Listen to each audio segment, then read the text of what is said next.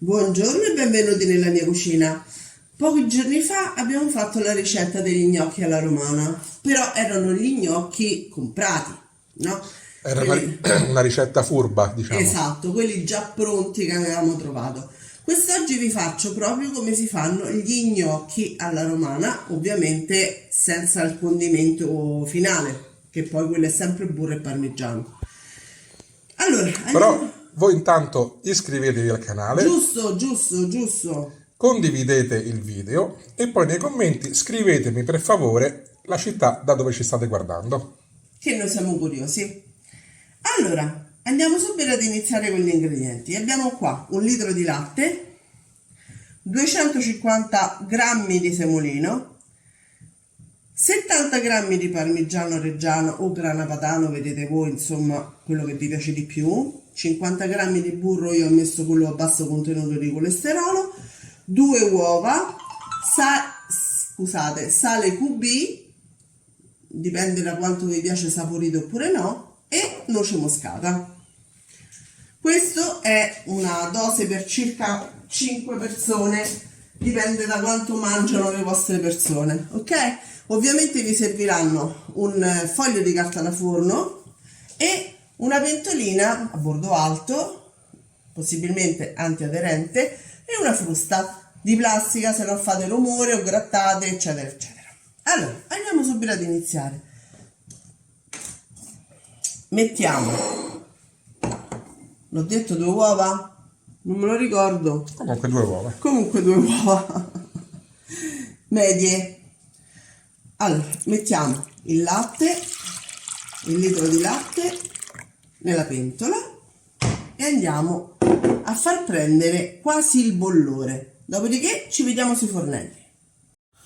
Eccoci, il latte sta arrivando come vedete quasi a bollore. Mettiamo il burro e lo facciamo sciogliere per bene.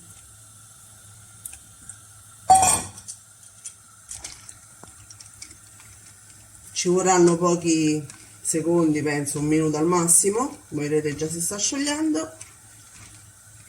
Come vedete che si scioglie, potete mettere giù anche il semolino.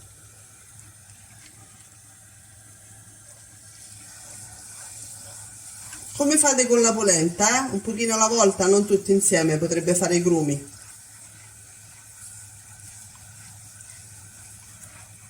Sempre mescolando con la frusta, mi raccomando, se no facciamo i grumi.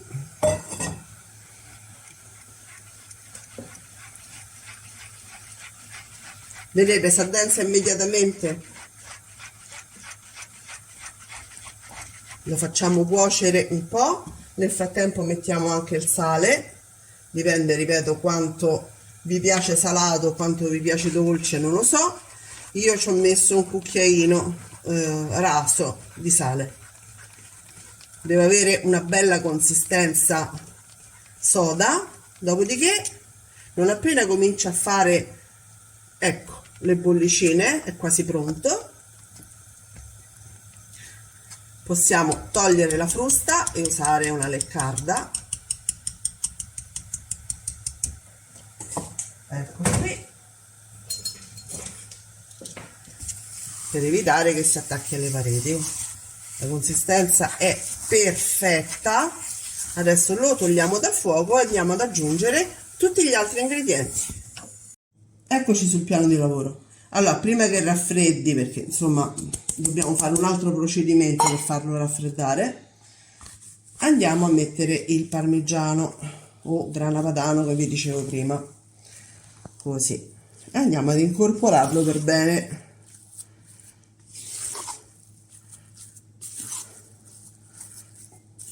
Poi mettiamo anche le uova, una alla volta.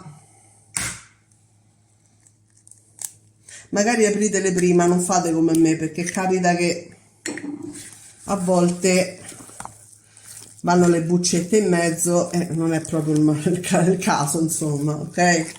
Apritele prima, mettetele in una ciotolina, ok, una alla volta, le incorporate e poi, ops, ecco, questo succede perché è molto denso.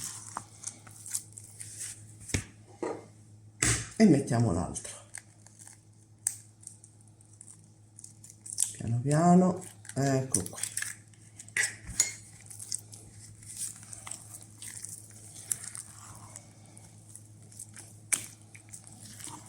Poi mettiamo anche la noce moscata,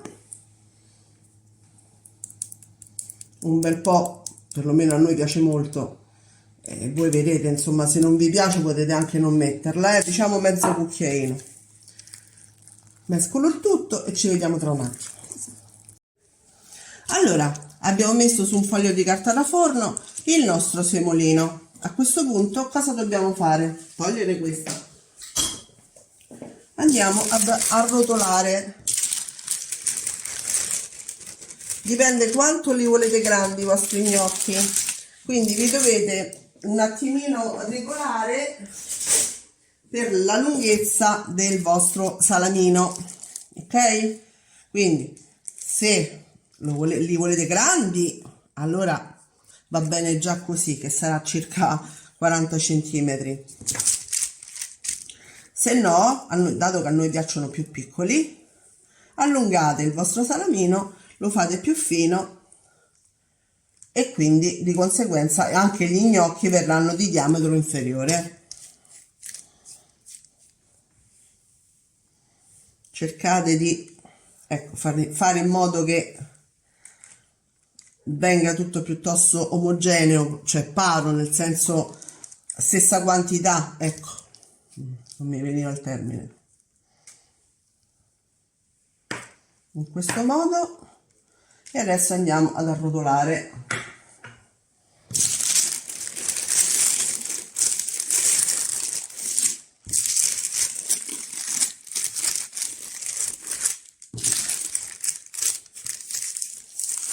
Sarà bollente, quindi occhio alle mani.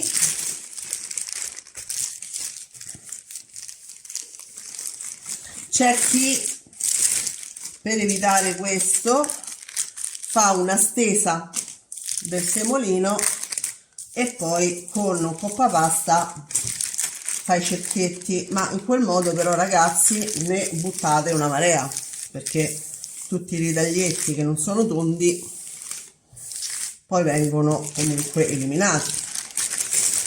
Invece, lavorandolo un pochino con le mani,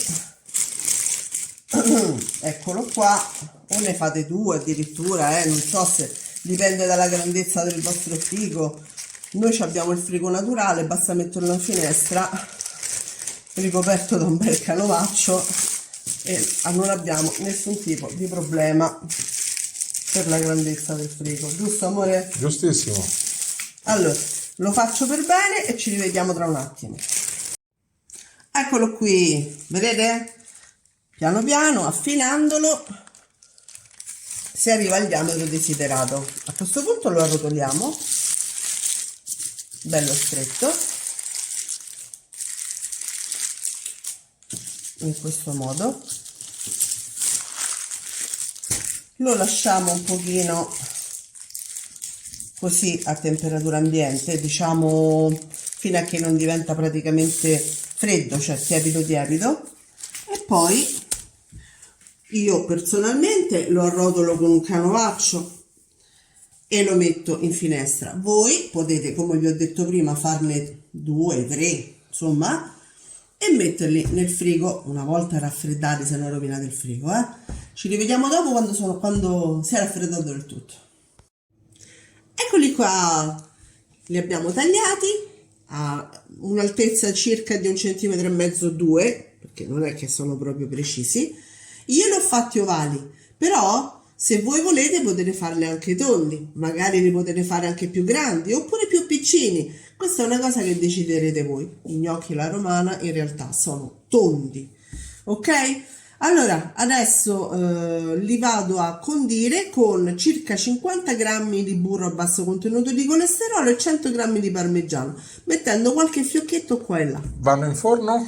In forno a 180 gradi per un quarto d'ora, 20 minuti, fino a che non fanno la crosticina. E allora ci vediamo vi facciamo vedere il piatto finale. Va bene, d'accordo, a dopo. Eccoli qua, sono pronti, come vi avevamo detto, solo burro e parmigiano. C'è chi ci mette anche qualche foglietta di salvia, ma la ricetta originale vuole solo burro e parmigiano. Buon appetito! Buon appetito, al prossimo video!